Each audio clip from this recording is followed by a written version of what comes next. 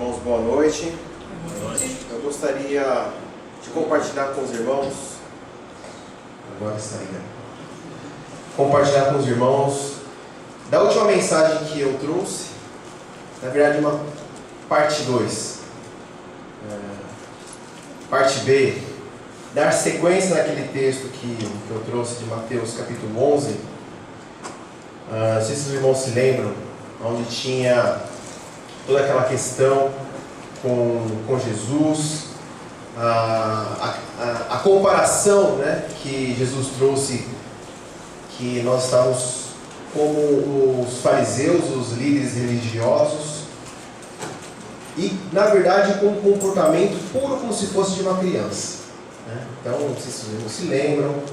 E aí depois, no final, para concluir, se você lembra bem pouquinho, daquele vídeo final onde eu acho que foi muito feliz aquela pessoa que montou, né, aquela encenação de Jesus sempre andando ao nosso lado.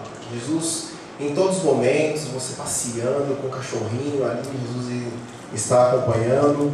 Em todos os momentos, momento de alegria do nascimento de um bebê, no momento de um casamento, e também no momento, né, que se você se recorda bem do vídeo, em que tem uma mulher que está recebendo uma notícia muito triste também no hospital, e Jesus estava ali, né, sempre ao lado, sempre confortando, sempre cuidando, querendo, né, estar muito próximo de cada um de nós. E a continuidade desse texto, eu gostaria de estar pensando com os irmãos, exatamente nesse ponto. O Senhor, Ele quer estar do nosso lado. Deus, Ele quer cuidar cada vez mais de você. Deus, Ele quer cuidar cada vez mais da sua família. As perguntas que mais bombardeiam a sua mente e seu coração, Ele quer ansiosamente responder. Ele quer cuidar, quer tratar, quer carregar no colo as nossas vidas, cada um de nós.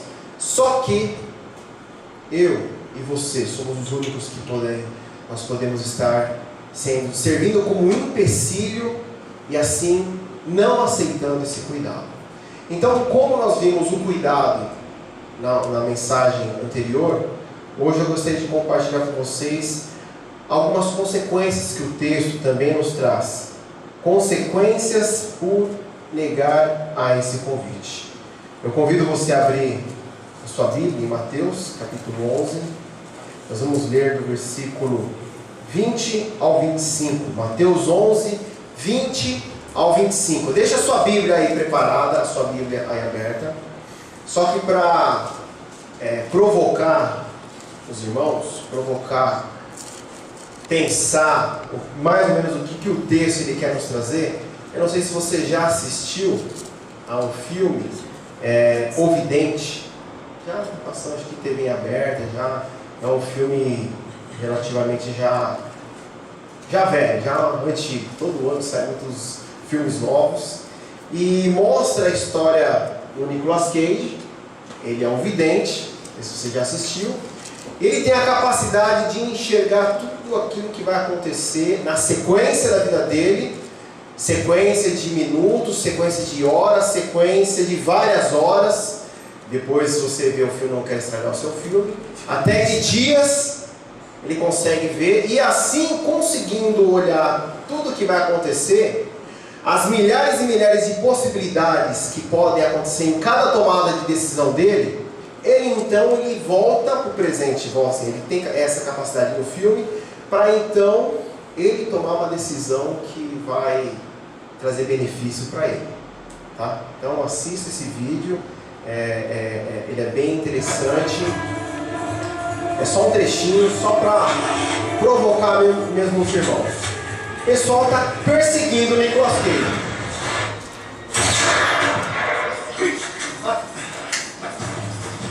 O cara dá um tiro no Nicolas Cage, ele só desvia. Ele sabe onde a bala vai pegar. Ele tem essa capacidade. O pessoal quer capturar ele para que possa ser possível evitar um atentado, né? Um ataque terrorista. Então ele provoca todos os acidentes, para escapar desse pessoal. Todo mundo se desviando, vendo, está caindo em cima dele. Ele, como tem essa capacidade de enxergar tudo que vai acontecer, ele sabe o momento em que ele tem que parar e 1, 2, 3, abaixou. Passou. Imagina, você também desviando do carro, num acidente. Nesse filme ele mostra, que tem essa incrível capacidade. São vários policiais do FBI procurando ele. E também tem um outro grupo, só que são os terroristas, que estão querendo capturar ele. Ninguém consegue pegar ele. Ninguém. A não ser que ele queira. Ele consegue prever tudo o que vai acontecer. E assim ele escolhe o que é melhor para ele ou não. Essa é a chefona lá da FBI. Ele já sabe de tudo. Ela percebe então que vai ser esmagada também. Você vai me deixar morrer aqui? Ele vai abraçar ela, vai proteger, sabendo onde vai cair então as madeiras, o carro e tudo mais, e vai livrar ela.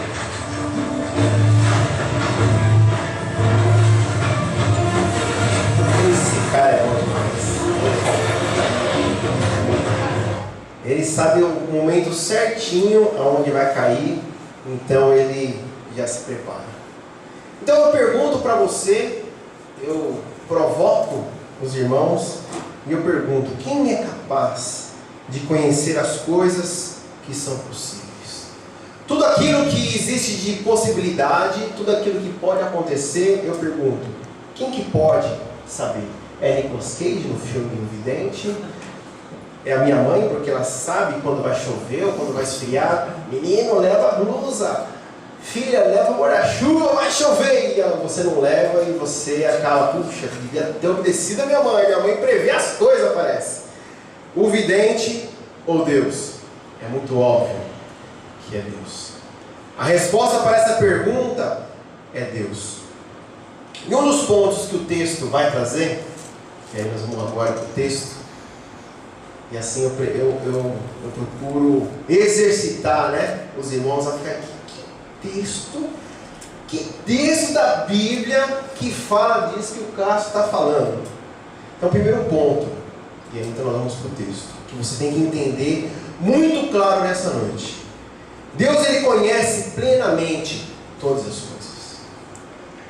Deus, ele conhece plenamente todas as coisas. Deus conhece os eventos que poderiam acontecer, mas que na verdade acabaram não acontecendo.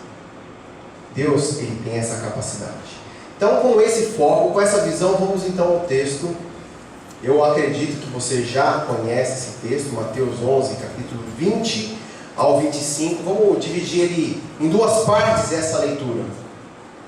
E assim eu gostaria que você pensasse em alguns pontos, algumas verdades que eu quero compartilhar com os irmãos, para então você conseguir entender essas consequências que nós estamos expostos. Consequências que os nossos amados, nossos filhos, nossos parentes, os nossos amigos, eles estão expostos por rejeitar o amor e o cuidado do Senhor. Tá? Vamos então lá ao texto. Mateus capítulo 11, 20 ao 25. Então Jesus começou a denunciar as cidades em que havia sido realizada a maioria dos seus milagres, porque não se arrependeram. Olha que interessante. Foram aquelas cidades aonde já havia sido realizado muitos e muitos milagres, porém eles não se arrependeram.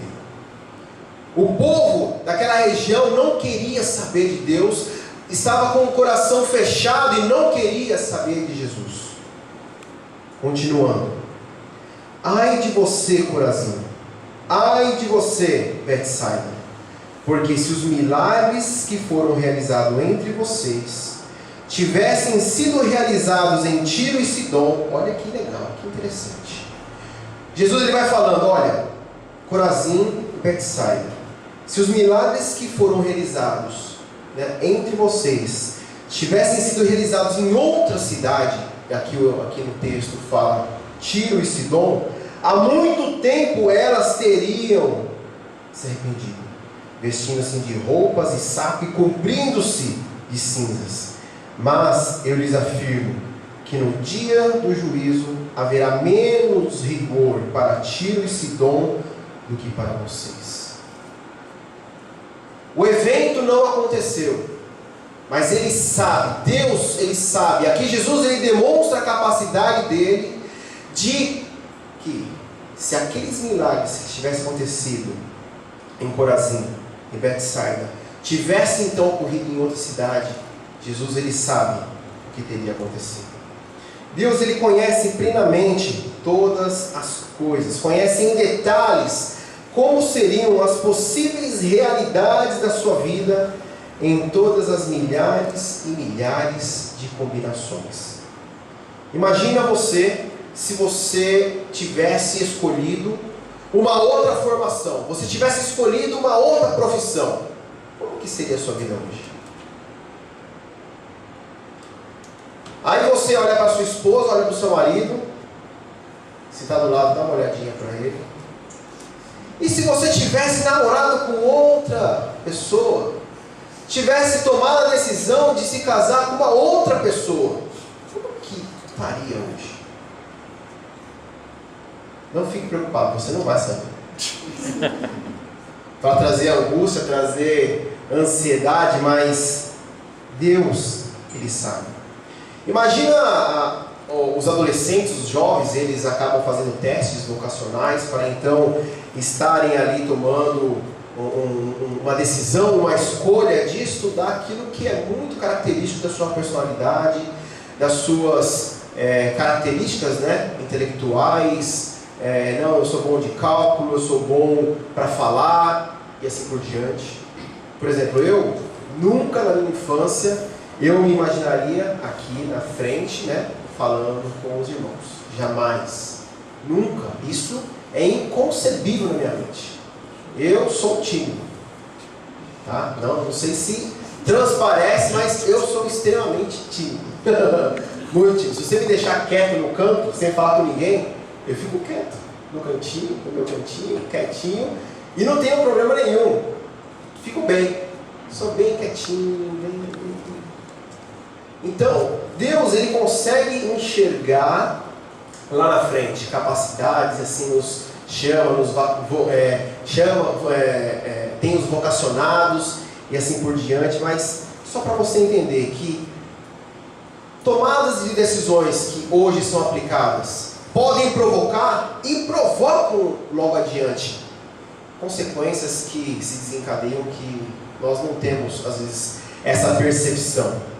Mas em Isaías 55:9 fica mais uma vez claro e evidente, e você tem que entender que Deus conhece plenamente todas as coisas possíveis. Isaías 55:9: assim como os céus são mais altos do que a terra, também os meus caminhos são mais altos do que os seus caminhos, e os meus pensamentos mais altos que os seus pensamentos. Deus conhece todas as coisas. Deus conhece plenamente o futuro. Você fica ali ansioso. Quem jogou hoje? Acho que todos, né? Acho que todo mundo jogou hoje, né? Corinthians, São Paulo, Palmeiras na Série D ali. E você às vezes torcendo pro Palmeiras, aquela ansiedade.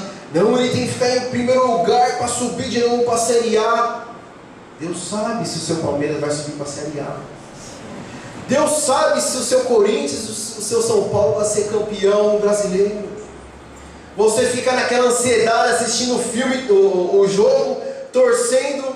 Mas Deus, Ele é o único, né, que é capaz de conhecer o futuro. Deus conhece plenamente todas as coisas. Aquela sensação, não sei se você já teve, de que parece que Deus perdeu a mão das coisas. A doença, ela veio. Algo terrível aconteceu com você, com a sua família. Parece que as coisas saíram do rumo. Deus perdeu o controle de todas as coisas. Mas não, Deus conhece sim todas as coisas. E tudo acaba acontecendo conforme o propósito dele. Isaías 46, 9 e 10 também nos dá base para isso. Lembre-se das coisas passadas, das coisas muito antigas. Eu sou Deus e não há nenhum outro. Eu sou Deus e não há nenhum como eu. Desde o início faço conhecido o fim, desde os tempos remotos, o que ainda virá. Meu propósito ficará em pé e farei tudo o que me agrada. E para reforçar mais um pouquinho, que Deus ele conhece plenamente todas as coisas, ele sabe muito bem o seu futuro. Ele sabe muito bem, você está preocupado, por exemplo, com o seu filho, com a sua filha. Estávamos conversando sobre namoro do filho, e aí o filho ele vai noivar e vai se casar, e às vezes aquela preocupação, né, de nós como pais, os nossos filhos com o estudo, com a carreira profissional e toda aquela preocupação. Deus ele conhece o futuro. Isaías 42, 8 e 9. Eu sou o Senhor, esse é o meu nome. Não darei a outro a minha glória, nem a imagens o meu louvor. Vejam, as profecias antigas aconteceram, e as novas eu anuncio antes de surgirem. Eu as declaro a vocês. Consequências por negar ao convite. Deus, Jesus, ele olha para aquelas duas cidades e diz que se os milagres que tivessem ocorrido ali fossem realizados em outros lugares, há muito tempo aquelas outras cidades já teriam se arrependido. Essa é a capacidade do Senhor. Eu espero que isso traga conforto e consolo ao seu coração. Enquanto você assiste esse próximo vídeo, eu vou ler um trecho do Salmo 139, que é perfeito também para essa capacidade de Deus. É um momento de fecundação. Tu criaste o íntimo do meu ser e me teceste no ventre da minha mãe. Eu te louvo porque me fizeste de modo especial e admirável. Tuas obras são maravilhosas, digo isso com convicção. Meus ossos não estavam escondidos de ti, quando em secreto fui formado e entretecido como nas profundezas da terra. Deus ele conseguiu ver e acompanhar todos esses momentos da sua vida. Os teus olhos viram o meu embrião. Todos os dias determinados para mim foram escritos no teu livro, antes de qualquer deles existir. Essa é a capacidade de Deus. Por enquanto, não sei se os irmãos estão conseguindo entender, nós estamos só dando uma base, né, exatamente para tudo o que Jesus aqui ele disse que aconteceria, mas que na verdade não aconteceu. O Deus que nós servimos, ele tem essa capacidade. Ele é grandioso, ele é infinito, e essas coisas nada estão escondidas a ele. E ainda com esse ponto, Deus conhece então todas as coisas reais, e Deus conhece todos os detalhes, os íntimos detalhes da sua vida. Imagina você com seu monte de cabelo, ou alguns com menos cabelo, mas não porque não tem cabelo, porque o cabelo caiu, mas em alguns lugares ainda tem um pouquinho de cabelo. Deus ele conhece, ele sabe, né? Até os cabelos da cabeça de vocês estão todos contados. E mesmo em situações, né, com a pressão subindo, não sei se você já está com a pressão subindo, com o cabelo caindo, Deus ele conhece. Ele viu você sendo formado e conhece a sua estrutura. Mesmo a pele rachando, de repente você percebe que tinha uma pele lisinha, bonitinha, você percebe que começa a ficar um pouco ressecada. Tem que comprar uns cremes especiais aí, porque o negócio vai ficando um pouquinho diferente. Você percebe que a gordura tendenciosamente ela quer ir se acumulando no seu corpo, né? as juntas, você percebe que começa a dar umas estraladas, começa a incomodar. Nós vamos, aos poucos, essa realidade, nós vamos morrendo. E Deus, você pode pensar, puxa Deus, eu estou tão triste, meu cabelo está caindo.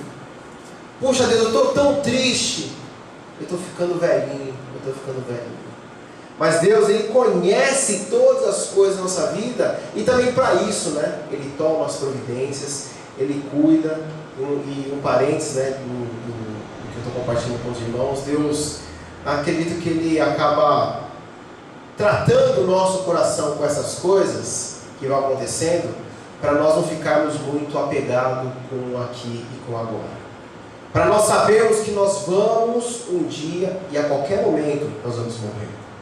Faz parte da nossa vida esse processo do morrer. E Ele também é Senhor da vida e da morte. Eu comentei com os irmãos semana passada, uma retrasada, como eu falei, 30 segundos que minha mãe morreu, né? Então, acho que os irmãos se lembram. Para quê? Para nós trazermos essa reflexão de que o Senhor já tratou isso na cruz. Todo o nosso esforço de tratar a velhice, a gordura, a calvície da nossa maneira, ela é em vão. Deus trata o morrer com o sangue de Jesus na cruz. Porque assim como Ele morreu, Ele ressuscitou como a primícia da criação. Ressuscitou não como Lázaro ressuscitou, o filho da viúva de Sarepta ressuscitou, porque depois eles morreram novamente. Mas Cristo, Ele ressuscitou de uma forma diferente.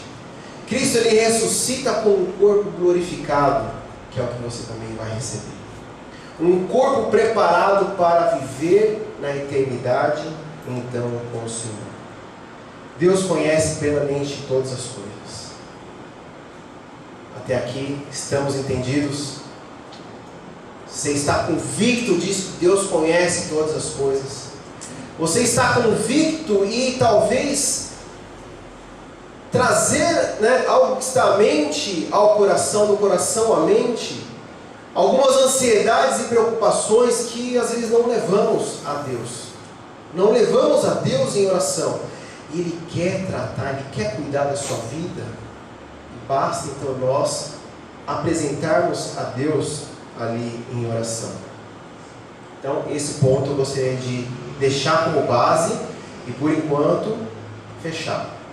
Quero abrir então uma outra base aqui nesse texto, quando Jesus ele olha e fala para o povo que está ali de coisas que poderiam acontecer, mas não aconteceram, sobre o raciocínio de Deus.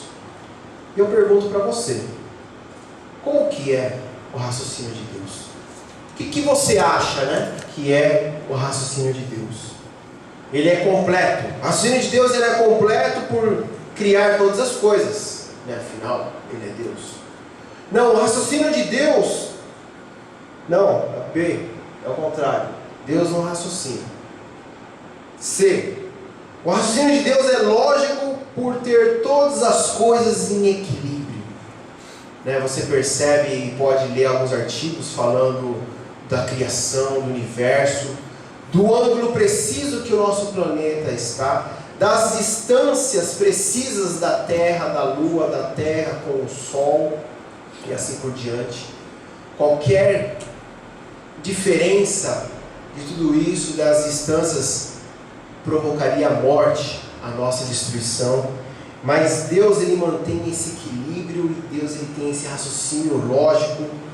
Não, o raciocínio de Deus ele é rápido, porque Ele é Deus. O que você acha? Coloca aí, vota. Votou? Tem certeza da resposta? Então vamos lá. O raciocínio de Deus, ele é... Resposta B. Deus não raciocina. O quê? O que você está falando, rapaz? Isso aí vai dar problema. Não, irmãos. O que eu quero compartilhar com você é que Deus ele conhece plenamente todas as coisas, num ato simples e eterno. Deus ele não precisa, né, raciocinar e ficar olhando e ficar meditando, e ficar queimando a pestana, para chegar a algumas conclusões. Ele não precisa ficar ponderando cuidadosamente antes de responder a qualquer uma das suas perguntas. Deus não precisa de auxílio de gráfico. Gráfico, eu fico o dia inteiro vendo gráfico. Gráfico que não acaba mais. Gráfico disso, gráfico de eliminado, e gráfico de retrabalho, e gráfico de custo, e vamos tomar essa decisão, mas essa decisão, então eu quero um percentual gráfico, se essa decisão é melhor, não é. E aí você passa 2 dias estudando graficamente para então tomar uma decisão assertiva. Deus não precisa desses gráficos. Eu de vez em quando uso mapa. O meu GPS ele é super sofisticado. Eu estava indo para o acampamento, aí uma irmã lá da igreja, eu comprei um GPS novo. Eu também estou com um GPS novo, deixa eu ver qual que é o seu. Aí eu peguei com um empréstimo do Google Maps, né? Esse é o meu GPS. Deus ele não precisa do auxílio de mapas. Ou você entrega um mapa, por exemplo, na mão da Keila, aí eu estou dirigindo, que você vai olhar o mapa? Eu vou olhar o mapa, porque está de noite e eu não enxergo direito. E aí no final das contas é sempre a mesma história, a gente acaba se perdendo. Então aí a gente troca de posição, aí com o mapa existe maior segurança. Mas Deus não precisa desses gráficos, né, desses esquemas. Deus não precisa de pesquisas. Ele sabe todas as coisas num ato simples e eterno. Consegue entender isso? Ele conhece todas as coisas, é uma das bases. E a outra base, aonde nós precisamos estar bem apoiados, é isso. Você pode estar ansiosa por um monte de coisa que vai acontecer. Será que Deus precisa de uma ajuda para conseguir entender o que está acontecendo? Ele não precisa. Ele sabe exatamente de todas as coisas.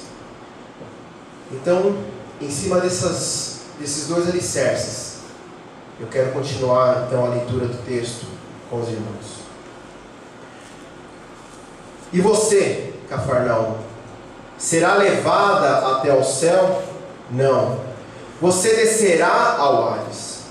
Se os milagres que em você foram realizados tivessem sido realizados em Sodoma, ela teria permanecido até hoje. Você conhece por causa do pecado deles. E aqui o texto, aqui Jesus ele compartilha com nós de que se os milagres tivessem sido realizados lá, ao invés de Cafarnaum, Sodoma teria se arrependido. Sodoma teria permanecido até hoje. Mateus 11, 24, né, e aí a gente conclui praticamente a leitura. Mas eu lhes afirmo que no dia do juízo haverá menor rigor para Sodoma do que para vocês. Então, consegui entender? Aquele que tem a capacidade de conhecer o futuro e todas as coisas, num ato simples e eterno, é aquele que governa o universo, tem autoridade e poder sobre todas as coisas, está já declarando o juízo de Cafarnaum. O próprio juiz proferiu essas palavras. Jesus aqui, ele apresenta já a consequência da incredulidade deles. Sodoma, julgada, condenada e aniquilada por causa do pecado. E Cafarnaum terá então um juízo maior ainda do que houve ali em Sodoma. Ela está em melhor situação do que a cidade de Cafarnaum. A cidade de Cafarnaum, como nós vemos aqui no texto, como Jesus, que tem essa capacidade de todas as coisas, e raciocínio, conhece todas as coisas no ato simples e eterno, sem o raciocínio, ele diz que aqueles Cafarnaum que conseguiram receber Jesus, hospedou entre as suas casas o Messias, mas não reconheceu, eles estão em plena perdição. É aqui que o texto quer nos trazer. É aquela situação onde a palavra ela é apresentada, é aquela situação onde a verdade é apresentada, e você talvez conheça uma pessoa que vê os milagres, uma pessoa que está ouvindo constantemente do Evangelho, uma pessoa que está constantemente ouvindo da verdade, e ela não quer ouvir então. Como Cafarnaum recebeu o Messias, hospedou ali o Messias, e rejeitou todas as suas palavras, não aceitou nenhum dos seus milagres. A condenação de Cafarnaum é muito maior, é incrivelmente mais pesada do que toda a justiça, o juízo que caiu ali sobre Sodoma. Qual que é o maior crime que existe? Olhando esse texto, nós ficamos escandalizados quando nós ouvimos, né, na televisão falando sobre assassinatos, falando sobre não está indo, pode dar um clique no computador, por favor? Nós ficamos horrorizados sobre assassinatos, nós ficamos escandalizados quando vemos as pessoas sofrendo assalto, roubo. Eu não sei se você já assistiu um filme chamado de Emergência, que mostra uma moça que ela é sequestrada, ela é colocada no porta-mala do carro e coisas horríveis, né, acabam acontecendo. E aí eu pergunto então para você, qual que é o maior crime desses? Aquele crime que nós podemos considerar como um crime hediondo é um assassinato? Aquele caso em que tem mais ou menos 2 semanas que eu não assisto TV, então talvez vocês possam me ajudar. Estava com suspeito daquele menino, né, que era adolescente, que matou a família e depois ele se matou. Você escuta uma história dessa, né, e você fica ali assustado, você fica então ali horrorizado. Você escuta histórias bárbaras de sequestro. Você conhece alguém já que sofreu um sequestro de relâmpago? Você imagina, isso é horrível, isso é terrível, isso fere muito a cada um de nós. Mas qual é o maior crime que existe? A rejeição de Jesus. E aqui é importante, nós conseguimos linkar tudo isso que o texto nos apresentou com a continuidade, né? Dando continuidade à mensagem de 2 semanas atrás, falando que o que mais Jesus ele quer é estar ao seu lado, é cuidar de você. Constantemente ele procura meios para trazer você mais perto. Quando Deus convida você a um passo a mais de santidade, a um passo maior de consagração, é esse convite. E muitas vezes nós rejeitamos esse convite. Rejeitamos esse convite falando mentiras. Rejeitamos esse convite negando perdoar a uma pessoa. Nós rejeitamos esse convite, não queremos o Senhor Jesus ao nosso lado quando nos deparamos falando mal de outras pessoas, pensamentos maus. Tudo que é contrário da santidade, da consagração. Jesus ele quer constantemente estar do nosso lado e nós continuamente estamos ali em rejeição. Assim como Cafarnaum e essas cidades que foram denunciadas, existe sim essa consequência por negar, né, ao convite. Vemos toda essa gravidade, que é a rejeição da graça de Deus, que é testemunhada a cada um de nós. Vemos a gravidade que é, talvez você ter um filho, um pai, uma mãe, que você constantemente está ali falando e ele e ela insiste em rejeitar essa graça testemunhada. Nenhum pecado, por maior que seja, pode ser comparado à rejeição de Jesus. Eu encorajo você nessa noite a pensar e refletir na sua vida. Eu encorajo você nessa noite a parar e refletir sobre as pessoas que você verdadeiramente ama. O quão verdadeiro tem sido o seu testemunho? Qual que é o impacto da sua vida quando as pessoas olham para você? Elas olham verdadeiramente um cristão? Elas olham mais uma pessoa na multidão? Você realmente tem feito a diferença? Você de certa forma tem sofrido por perseguição? Porque uma das coisas que é natural, quando nós temos uma vida santa, reta e consagrada, a nossa própria vida ela serve como denúncia para o mundo que vive em pecado. E é natural algumas pessoas então começarem a tirar sarro de você, começar a perseguir você e assim por diante.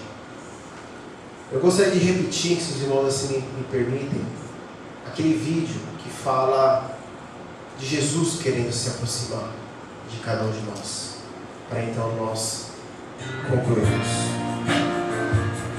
Heavenly Father, we love your precious name. It stands to reason that a name is just a word. No simples momento de brincar, Jesus ele quer estar ao nosso lado, ao lado do seu filho. No dia, no trabalho mais simples que ele possa ser, ele quer estar ao seu lado. Jesus quer cuidar de você, quer cuidar da sua família, cada vez com mais profundidade. Ele cuida de nós, sente o cheiro gostoso daquele povo, o carinho, o cuidado que nós sentimos, porque outra pessoa, ela vem com amor para as nossas vidas. No parque, com a sua família, ele quer acompanhar. E esse é o perigo. A rejeição desse amor, a rejeição desse cuidado, é esse o perigo desse conflito.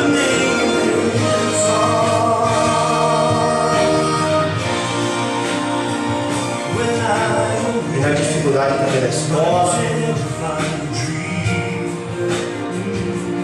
no serviço você acha que ninguém te nota, que você não existe.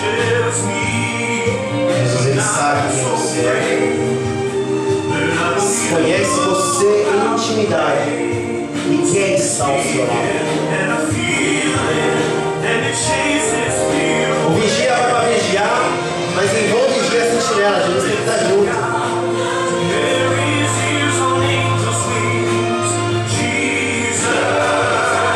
Ele quer estar ao nosso lado nos momentos alegres, nos momentos difíceis também no hospital.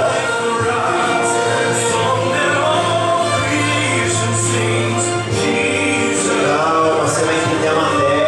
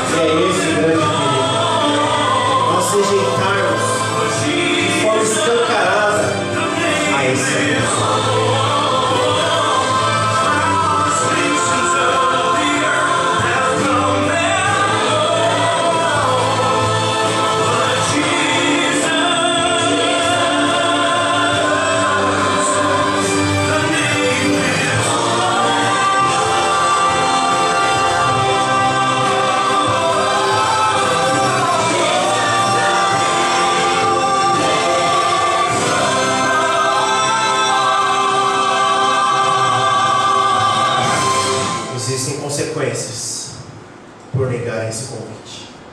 Esse vídeo eu achei muito legal. Ele traz à nossa reflexão pontos que são tão simples, verdadeiros e profundos, do Senhor querendo cuidar da sua vida, do Senhor querendo cuidar dos seus amados, de Deus querendo cuidar daqueles que não se entregaram ainda a Jesus. Mas nós devemos ser honestos. E esse texto nos traz essa realidade que existem consequências por negar a esse convite. Existem consequências quando nós falhamos na nossa responsabilidade de sair aqui pela porta, de sair aqui pelo bairro e compartilhar da salvação que é em Jesus. Existe consequência. Você pode estar muito bem confortável na sua casa, quentinho, sem esquentando a cabeça.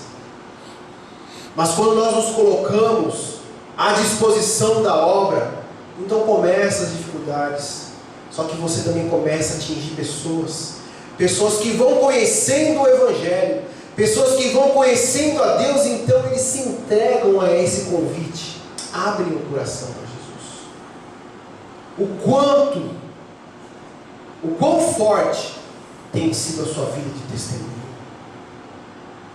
Com essa mensagem, eu gostaria que nós passássemos então agora por um momento de reflexão, porque existe consequências por negar esse convite. Deus, que é conhecedor de todas as coisas possíveis, conhece o futuro, em suas milhares e milhares de combinações, Deus sabe de todas as coisas. Num ato simples e eterno, assim Ele conhece todas as coisas. Ele diz que aqueles que rejeitam a Jesus estão em tremenda condenação. E para nós, às vezes nós ficamos ali, um erro moral, um erro ético, um erro visível. Ele é terrível, ele é ofensivo, mas Deus conhece plenamente todas as coisas, e as coisas reais, coisas possíveis. Rejeitar a Jesus, rejeitar a esse convite, é o maior erro que nós podemos cometer. Abaixe a sua cabeça. Vamos orar. Senhor, nós clamamos primeiramente por misericórdia em nossas vidas, porque esse texto ele vem diretamente e fala aos nossos corações e nos traz a reflexão de forma a meditar, a pensar que tipo de vida cristã, que tipo de testemunho nós temos dado em nosso dia a dia, que tipo de pessoas nós temos sido dentro de casa, que tipo de pessoa tenho sido no trabalho, que tipo de pessoa tenho sido entre os meus amigos, que tipo de vida cristã eu tenho levado diante daqueles que não conhecem a Jesus. Nós clamamos ao Senhor que venha trazer um renovo em nossos corações, que possamos sair daqui dessa noite com uma incrível responsabilidade de falar do Teu amor aos perdidos, a incrível responsabilidade de falar aos nossos parentes que ainda não conhecem o Senhor, de falar aos nossos parentes que o Senhor salva. Nós queremos e precisamos da Tua graça, nós queremos e precisamos do Teu amor. Juntamente com tudo isso, esse texto nos mostra a Tua grandeza, nos mostra a Tua onipotência, a Tua onisciência. E nós queremos também repousar, ó Deus, na Tua grandeza. Cada coração aqui dos meus irmãos, se existe algum irmão aqui preocupado e ansioso com o futuro, que em nome de Jesus ele possa descansar e saber que o Senhor é poderoso para fazer infinitamente mais tudo aquilo que nós pedimos ou pensamos, conforme a Tua graça, Senhor. Que nós venhamos a descansar na Tua grandeza. E por fim, ó Deus, nós queremos aceitar esse convite do Senhor estar cada vez mais ao nosso lado. Naquilo que o Senhor tem cobrado em nosso dia a dia, seja uma postura de perdão, seja uma postura de mais coragem, seja uma postura correta e ética, de não trabalhar com a mentira. Ó Deus, tenha misericórdia de nós. Em nossos trabalhos, os nossos amigos, os nossos sócios querem tanto caminhar em cima da mentira. Tenha misericórdia de nós, Deus. Nós não queremos compartilhar de mentiras. Nós queremos ser filhos da luz. Nós queremos falar na verdade. Nós queremos ser transparentes e honestos. Ó Deus, nós queremos aceitar o Teu convite para que o Senhor venha estar cada vez mais ao nosso lado. Abençoe a cada coração. Abençoe a Deus as nossas vidas. Nós oramos em nome de Jesus. Amém. Amém.